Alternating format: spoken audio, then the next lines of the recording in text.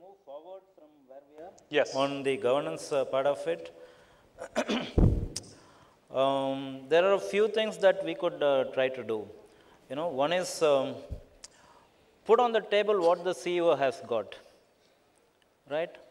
Put on the table whatever the CEO or the MD or the promoter, whatever designation that he carries, chairman or whatever, put everything that he has from the company that he is getting, that he is expecting to get, put it on the table, let it be visible. I think, transparency drives fairness.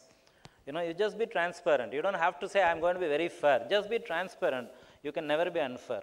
So put everything that you have from your company, put it on the table, and the moment you put on the table, you're going to only put that which makes you comfortable, which means only that much you will get from the company.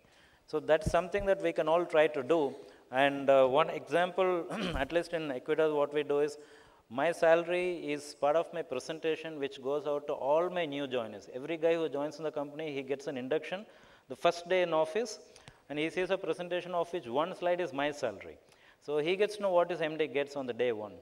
And the next thing that I have not done yet, but I'm planning to do is, what is the shares that I have in the company and what is its value?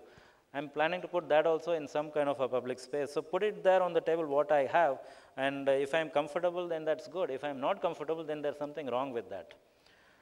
The second thing can be, are you comfortable facing people? Are you comfortable facing people asking you questions, whether it's the media, government, or your own staff, or anybody? Are you comfortable facing questions from anybody who has a stake in you? And if you are very comfortable, then I think you are okay. And if you have some concerns, you want to hide something, or are uncomfortable answering some questions, I think you need to work on those areas to see why you are uncomfortable and what do you do to make it comfortable.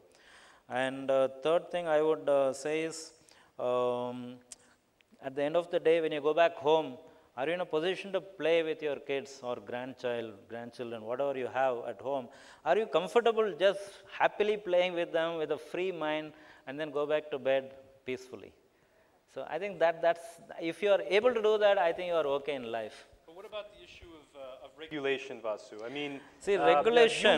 You may be happy doing that, but you're in a bigger market. There are other players in there, and they may not have the standards and governance and that you have. They may not have that same thinking. How do you handle that? What's your view on regulation? On regulation, there are two types of regulations. One is self-regulation, the other is external regulation. Now, I was in some conference and I heard a very interesting phrase from somebody who says, self-regulation is a last resort of scoundrels. Okay.